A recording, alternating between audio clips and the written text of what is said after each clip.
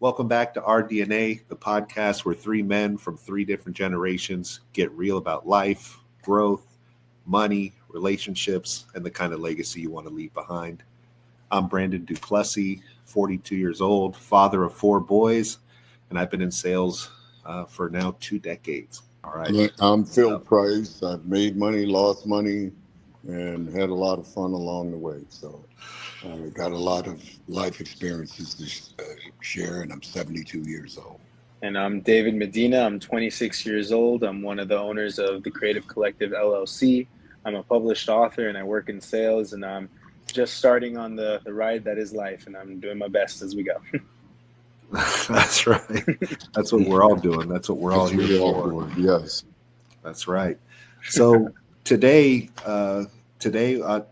what we're going to call this segment, moving forward, Real Talk, where we the three of us will sit down and just have a topic each week that we're going to cover that our listeners want to hear. And this week, we're going to talk about how nobody's coming to save you. If you're sitting around waiting for a boss, a woman, friend, or even a miracle to change your life, you'll be waiting forever. So let's talk for a second and open it up here. What's a moment in your life when you realized that nobody was coming to save you? Mine was when I was about 27 years old, 28 years old. And when I've spoken at high schools, I've told the kids, I said, do you know how to spell luck? And they start off L-U, and I go, no, it's W-O-R-K.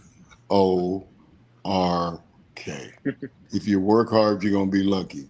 If you don't work hard, you can be unlucky. So let me make you aware of that. And when I made the decision to leave, be more consistent and really go after what my dreams were. Mm-hmm. And the cavalry is not coming, guys. Trust me on that one. I've been waiting on the cavalry for 72 years. They don't show up. They haven't come yet? They haven't come yet. They don't come. You got to make it happen in America yourself. Yes. Mm-hmm. Love that. What about you, David? Yeah. So my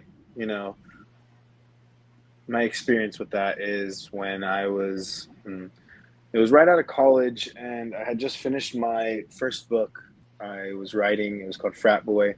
And, this is my first book ever that I finished, and I expected, it's going to be so easy getting this published now. Like, I'm going to be able to do all this cool stuff. Like, my whole life since I've been, 12, basically. So basically my whole life, I wanted to be a published author.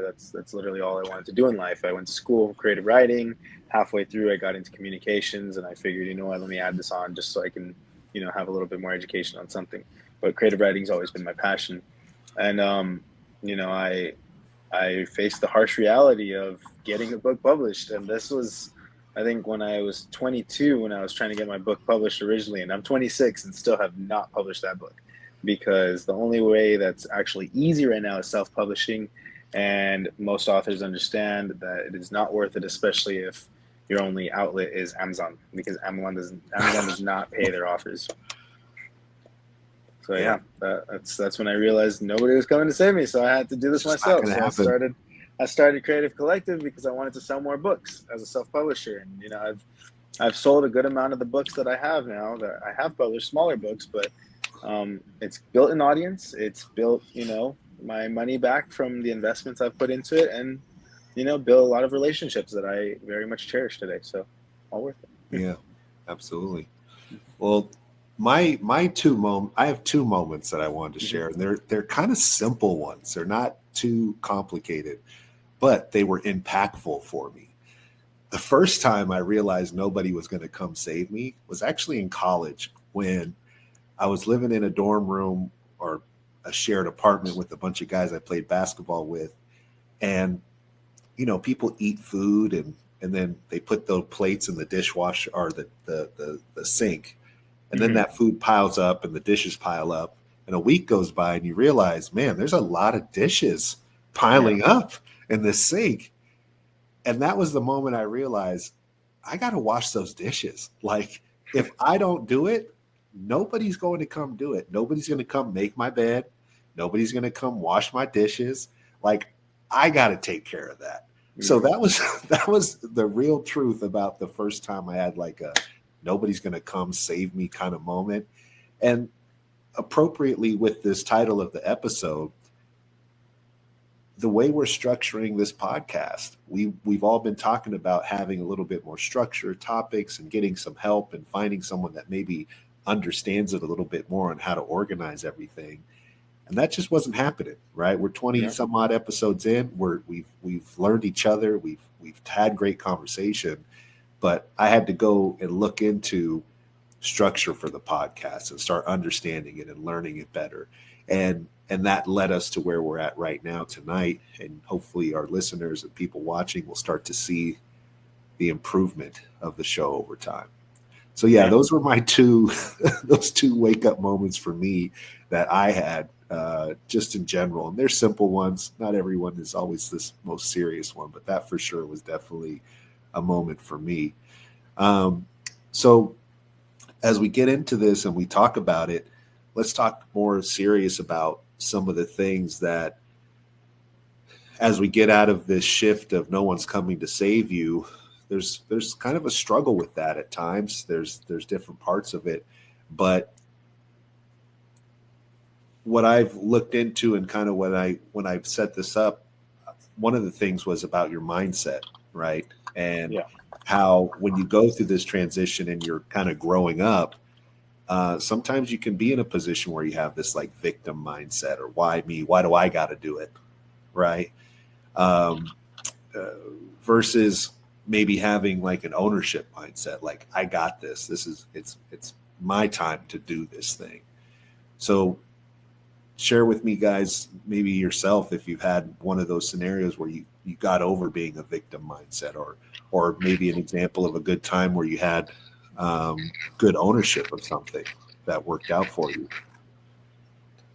Well, mine was meeting my wife changed my life, because all of a sudden now I got serious about life, because before that I was a bachelor. But business, I wanted to be a car dealer, and I had to really go after that. That was my dream. I had told my wife when I met her that's what I wanted to do.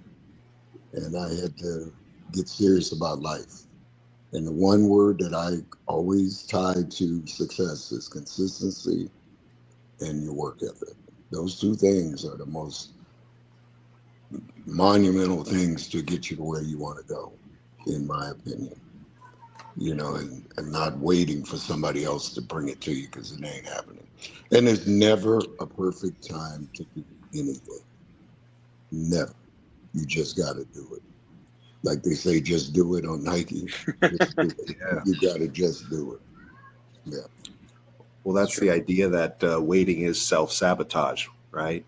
Because if you don't do it, it's not going to happen, because nobody's coming to save you. And nobody cares about you being successful but you. And if you don't care, nobody else is going to care. No matter how much talent you got, how much you appear to want it. But if you're not doing the steps to get it, we are all responsible for ourselves. Yeah. And that's what we got to do today, tomorrow, the next 10 years. Yeah, 20 years. Yeah. And like you said, people don't like care about you making it, but you. If you want people to care about you making it, make it, and they will care. Right? Mm-hmm. That's when they're going to stop and listen to what you have to say. But if you haven't made it there yet, or the person you're listening to hasn't made it there yet, you know, you may want to double think your strategy there, right? Yeah. But, you know, I know for myself, the idea of like blaming nobody but yourself, right? Like blaming your upbringing, blaming your parents, which is such a easy one to go to, your boss, your spouse, anything, right? You're blaming somebody else for your troubles, right? You guys, have you had to overcome that shift of blame? Or when you take full responsibility yourself and you look in the mirror and you are honest with yourself, and you have to be responsible and you got to do self-evaluation all the time to really go for wherever you're trying to become, whatever you're trying to become. You got to self-evaluate. And if you're not doing the steps to get there, you can't just be talking about it. You just got to put one foot in front of the other and go towards it and work towards it. That is my opinion. Yeah. Yeah, I have something to say as well. I think I know we're talking about basically the past tense right now, but it's funny because this topic actually revolves around my life right now. I feel like I am in this moment where I need to shift my mindset back to the get to instead of having to do. Right now, the last few weeks, I am not going to lie to you guys, is a place I feel comfortable talking. But I struggle with depression and anxiety a lot, and lately I've been struggling a little bit more with the depression side, probably because of everything in the social going on with ICE and Mexicans and just some personal stuff in life. Just add some more. Yeah, it's just like added spice. But I've been a lot in that mindset where I'm like dreading going to work, dreading doing this, dreading that, and I've noticed that I clocked it in my head. I was like, yeah, you're clearly not happy right now, and maybe it's because of something external, or maybe it's just something you got to work on more, like the mindset wise. So I was thinking like I got to switch it back to the get to, like I get to go to work, I get to do that, because that's how it started, like a good amount last year. Last year I was happy to get this position where I'm at right now. I was making more money. I was like, I get to go to work and I get to kill it. I get to put money on the table, and and I've just been struggling with a lot of stuff. Like at work, it's just been like downhill. I told you guys before, like the sales have been going downhill. The whole team right now is making a lot less money than we're used to. Like, I think it's just slow because of tax season being over and all this yada yada yada. And it's just been kind of like a bummer for everybody. Like the energy's been off, and it's not just work. It's like my other stuff in life too. But this is the best example is work right now. So I think. Yeah, exactly. But at the end of the day, to go on topic with this podcast is nobody's gonna come save me. Like I'm not gonna be able to do that. Nobody's gonna be my Superman, my Superwoman, whatever. Like nobody's gonna come and do that. I have to get myself out of the gutter. I have to remember in the morning. I got to start remembering like I get to mindset. I mean, I already pray every night, but maybe I need to start praying in the morning too, or getting at least something in my head that's more positive, because I've noticed that it's really messing with my head. And it's not. I'm trying to get out of this house right now. Like there's a lot going on, So well, that brings me to that idea of, how do you rebuild when you hit rock bottom, right? Yeah. And you're bringing up some really good one. Always thank you for sharing with us, right? And opening up.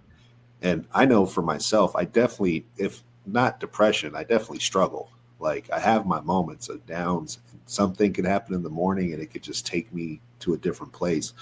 But the fact that you mentioned like setting that intention at night, praying at night, and even for me, setting an intention that tomorrow when I wake up, this is what I'm going to do. And like when I tell myself the night before what's going to happen that next day, and I say, no matter what, this is how I'm going to approach it. I'm going to have a good attitude. I'm going to wake up, work out.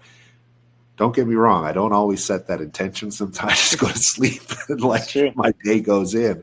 But what are some ways, and you're mentioning some of them, maybe Phil, you could jump in. I would love to share with you. One of the things that Brandon, you have a sweatshirt that I have a saying.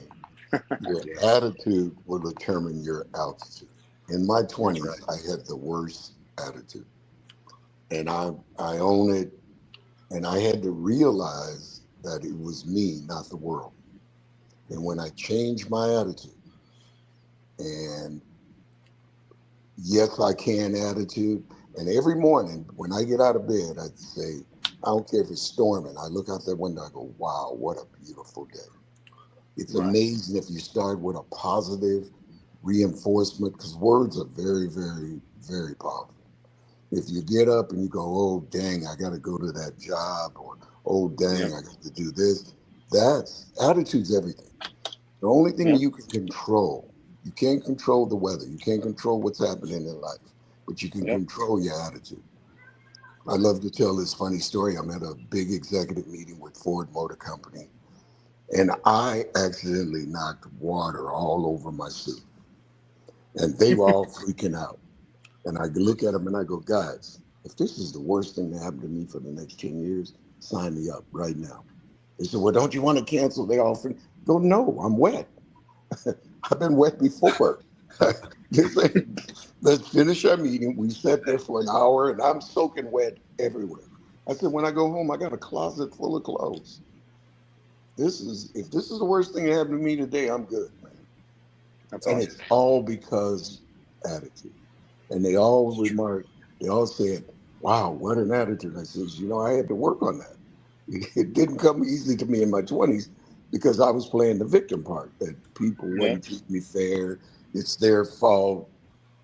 No, if you have that can-do attitude and you're excited every day and you have a great attitude, there's nothing that we can't accomplish. That's just my belief. I think.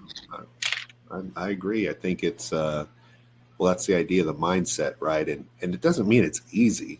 And yeah, people will be like, well, does that mean you're faking it? Well, no, you're telling yourself what you want to believe and what you want to feel. And that's okay. Like, it's reprogramming your thoughts to achieve the outcome that you want to receive.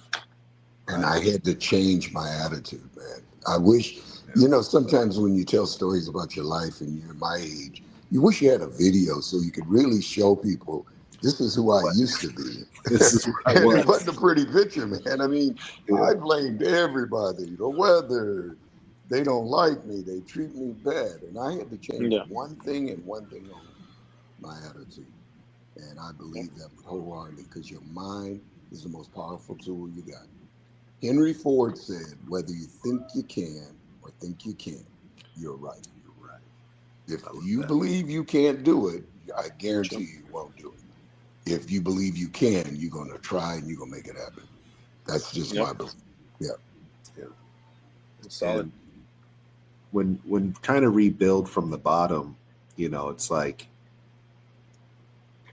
you get to build yourself the way you want to starting today, right? Yesterday might have been a certain thing, but today I'm going to be this, right? And like you said, that attitude. So, there's lots of different ways you could try to rebuild yourself, but like Philip said, the attitude is the way to start, and celebrate small victories. But one of the things when I was very wealthy, I didn't appreciate the little things. And when you lose sight of what's really important, I mean, money, we need it because you got to pay your bills, you got to eat, you got to do all these wonderful things that life offers. But if you can start off your day just being thankful for your health, excited about God gave you another day. And as the good book says, live each day as though it's your last. That way you will never get to the end of the road and have regrets. You got to stay excited. That's just my belief. And I'm in this group, I have life experience. Does anybody understand losing $80 million? Having your private jet repoed and seeing it flying off in the sky, going away, life, or your yacht, or your houses. I had 6 houses. I mean, you talk about it took a lot because my identity was what I had, not who I was. Wow. Well, and that's kind of the idea of what I was going to say next is this idea of like what lies we tell ourselves that we believe, right? That hold us back, right? That our identity is all this stuff. I know a lie for myself that I told me was that like I kind of had this idea that people didn't like me for a long time. It was a bad lie I told myself. This was like more middle school and through high school and even struggled with it through the getting into my 20s. But I was like, yeah, people don't really like me. And I told myself this and I based it off so many different things that I thought I was observing.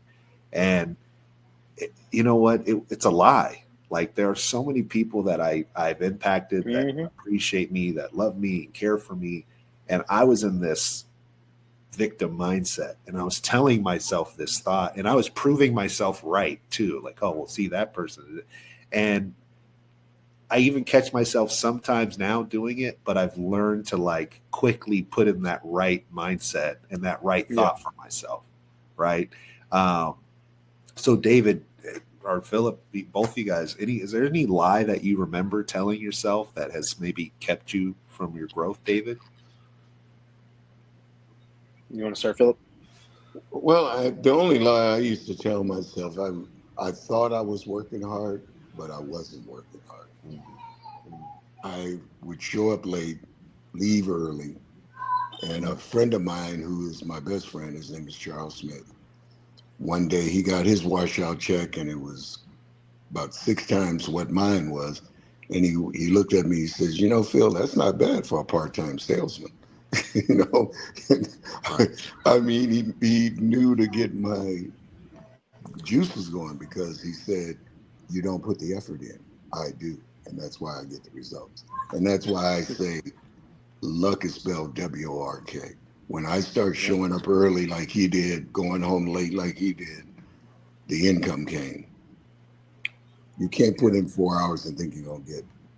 I mean, there are people that can do it. There are people that are so fantastically good, they can work half speed and make more than you and I, but that's not everybody, you know. Well, that's that discipline and accountability, right? Not lying to yourself that you are working hard and it's okay if you're not, but don't lie to yourself that you are. Don't tell yourself you are and you're not doing it. And the proof is in the pudding. Absolutely. Yeah. What about yourself, David? Is there anything that kind of strikes home for you? Wait, repeat the question one more time. Just a lie that you've told yourself or that you used to think that you know that is essentially holding you back or not true. Yeah, you know, it's kind of a interesting one that's, you know, on topic, but far back. When I was like 17 and a half, I would tell myself a lot that I was overweight and I was never going to like be able to lose the weight, stuff like that. Cause I'd hear it from kids that thought it was funny or whatever. And it kind of just got in my head at some point. So when I was 17 and a half, I finally just started going to the gym with my friend. Actually, no, I was 18. Sorry. I had just hit 18. Like within a month, my friend invited me to go to the gym with him because he was going. And I was like, sure. It was across the street from my house. So, you know, it was walking distance. I can go. And it felt really weird at first, you know, like it felt like not me. Like I've never worked out. Like my thing was I go walk to school, then walk back, play video games. That's all I did. And you're never going to lose weight. Right. You're never going to lose weight like that. Right. Yeah. But as soon as I started changing my mindset, once I started realizing this is pretty cool, you know, and then, you know, also in this topic, I also thought I would never get a girlfriend. This is at the time I hadn't any girlfriend, barely any girls even talked to me or looked at me. But as soon as I started, I remember one summer I went on a strict diet. I worked out every day, twice a day. I ran to the gym, ran back, and I hit the gym itself. And, you know, I just did all these different things to lose weight. And I lost 50 pounds in one summer, which was like, that's awesome, man. Less than 100 days probably. And I remember after that, you know, I was more confident. I was like, wow, I actually did this. And then, you know, maybe like a year or two later, don't get me wrong, I was pretty fit, but I had a relationship finally. And, you know, I gained a lot of the weight back. That happens. Funny. That's life. Yeah, but at that point, my mindset wasn't, oh, I'll never get a girl again. I'll never do this. Like my mindset was already, I can lose the weight easy. I can get a girl easy. Never went back to that mindset, and I never had, you know, problems with that kind of stuff again. And it was funny because that was such a big deal for me when I was like 17. Now I'm like, whatever, you know? Yeah, it just shows you not to limit your beliefs and shoot, you know, shoot yourself down before you even have the chance. You can start that business. You can lose that weight. You can find that girl. You know, you just have to put in the plan and put in the work, right? And be accountable for yourself. And it all takes work, don't it? It all takes work. Yeah. It all takes work, but, you know, taking those steps day by day and celebrating the small successes. Hey, I went to the gym for 15 minutes today. Hey, I ate healthier today. Hey, I fasted a little bit longer today. You know, all those things add up, and you'll build a confidence and believe in yourself more than you ever have. So, perfect topic now to switch and kind of go into my favorite part, which is the Q&A from our listeners. So we actually had someone reach out to us and ask a question here. So I'll go ahead and read this, and we could all kind of take our shot at trying to answer his question here. Our listener said, I'm 34, stuck in a job I hate, not making enough to support my family the way I want to. I feel like I missed my window. Where do I even start? Well, you have to set you got to have if you don't have a goal, you only have a dream.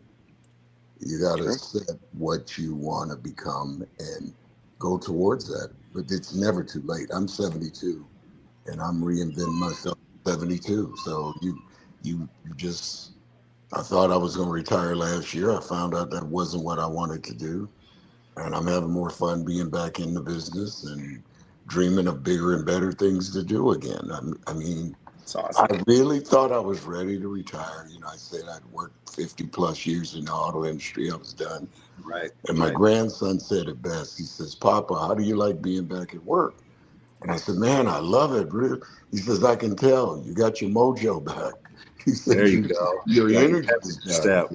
Yeah. So you can never sell yourself short. The hardest thing for people to do, and one of the things I don't do is I don't look at the news a lot because it depresses me. That's just my own personal take. Mm-hmm. I like to think the world is a wonderful, great place, and I want to be excited every day. I don't want to be on a down. There's no fun in that. There's none. That's true.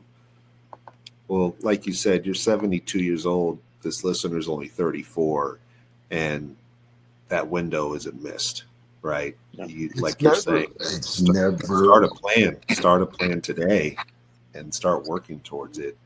And what I would say to this listener is focus on what you can control, right?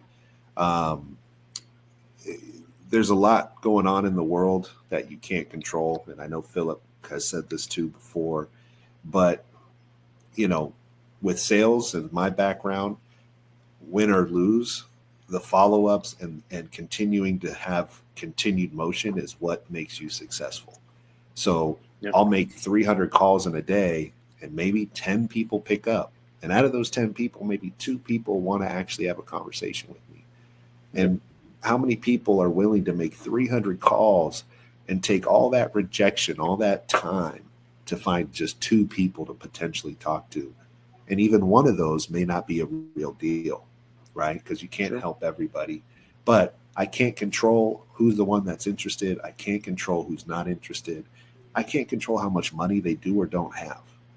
All I can control is my focus and what I'm trying to do on that day, and not look at the success based on if I got the sale done or not, but if I did what I was set out to do for that day and I controlled what I could control, that's success. You can't control what's going on in the world, but you can control how you perform when you get up in the morning and you're heading to work. And I think, David, you said it best, that you need to be excited when you get up in the morning. See, the one thing I tell people, I've never worked a day in my life because I enjoy what I do. I don't get up in the morning and say, I've been on commission my whole life. Think about that. Other than when I owned the dealership, did I have a salary? Before that, it was what you sold is what you made, and I've lived that.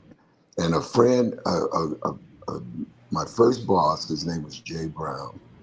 He says, you know why I like the car business partner? And I go, no, I don't know, Mr. Brown. He says, because nobody tells me what I'm worth. He says, some days I ain't worth $1 and I don't make $1. He says, some days I'm worth $1 million and maybe I'll make 500,000, but you determine your value. And that's why we're all talking here is you have to get a mindset that I can do whatever. But you got to have a goal. What are you trying to accomplish? Yeah. And this listener, this person here, 34 years old, doesn't like his job and not making enough to support his family. And obviously, just in the question, the focus is obviously on these negative ways of thinking about his scenario. Yeah. I have a family is a blessing, right? I love my wife. I love my children. And I have enough. I may want more, but we're surviving. We're alive. We're here today. And I have a job that I can go to and make some money. And just switching your mindset around the question that you're asking here is like, hey, you hate your job. You don't make enough money to support it. You feel you missed your window. Yeah. You haven't missed your window. You have the family, and you're in a position where you could build on top of that now, right? You're not done. You're just setting the foundation, right? How about you, David? That's true. Yeah, I was going to say, so first off, you're how old? 32, 34, he said? He's 34. Yeah. 34. Yeah. So, you're going to have to sit down, quit your job, and play video games all day, first of all. I'm just kidding. No, I mean, the best thing to do is obviously work harder. But if you're not happy with what you're doing, start setting a goal, start trying to figure out what you would be happy in. What do you like? Do you like, do you like writing? Do you like music? Do you like, I don't know, carpentry? Like, if you just started doing that a little bit more and figuring out a way to, capitalize off of it, you can be doing that as a side income, and that'll help, and if you get really good, and if you get really good at marketing it, you can start your own business, or you can start making real money doing that as well. I mean, we're in America. I mean, there's limitless possibilities with business ownership and stuff like that. So if you're not happy with what you're doing, that's what you should be doing. That's what I'm doing. I mean, I have two businesses. I'm a writer, that's a 1099, and then I have my own business, and they're not making me enough to, be healthy and satisfied by life right now, but they pay my rent if I really needed it to, like that's pretty solid. Not many 26-year-olds can say that. And it's just side hustles. So I'm grinding so that way I can make it my full-time hustle, because I don't want to be in, taxes in general and sales in general in a company like this. I mean, it's a great company, don't get me wrong, but you're muted. At the end of the day, I want to do my own thing, Yes, so, sales is not your passion that you wanted to grow up and be on the phones for 8 hours a day, 5 days a week, right? But it gets you paid, just like this listener has a job. He doesn't necessarily love it, but you can go in with the attitude that you're going to kill it today at whatever your job is, right? Exactly. And start presenting yourself. There's people that I see doing their job, and I'm like, I would like to have that person work for me. Because you can see how they bring themselves to the table every day, right? So exactly. And the last thing I was going to say before we move on to closing and just our takeaways here, when you take the question that you took to us, share that with people around you. Have like a mastermind. Have people that you will ask that question to, like, hey, what's other ways I can make money? I don't like my job. I want to do something different. Heck, if you write to us and tell us what you're thinking, I'm sure all three of us will have some great insight on different ways you can maybe do something you love. So you'll find a lot of support out there if you ask for it. There's a lot of stuff you can research online. Just take the steps to achieve your goal that you want to achieve. So thank you, everybody, for watching. Let's take just a few minutes here and just as just closing here, just any takeaways. Any takeaways from the night and the conversation that you want to leave with? Philip? I think we had a great conversation, and there's a lot of wisdom that we shared with people, and I think we had a great format. I enjoyed the conversation, because it's like you said, the cavalry is not coming, and if we're waiting on the cavalry to come, they're not going to show up at your front door. You have to make it happen. Yeah. Good. My mindset's definitely going to shift again. I just needed that little push back into the right direction. I need to start. I am starting getting back into the I get to mindset rather than the I have to, or I have to do this. Big difference when you say, think about the two scenarios you just said. Big difference. Yeah. I have to or I can. Get, mhm. Big difference. I Yeah. get Big to. difference. I get to. Yeah. And, Yeah. And if I was to leave with something for tonight, I would say for everyone listening, just ask yourself one question. What's one thing you've been waiting on someone else to do for you? And then go and do it. Thanks for rocking with us on our DNA. If this hit home, send it to someone who you think needs to hear it. Hit subscribe, leave a review, and we'll see you next week. And you won't want to miss this one. David, Philip, and I, we're really going to open up next week about modern dating as a grown man. Dating, divorce, second marriages from 3 different generations. You guys have a good day and an even better tomorrow.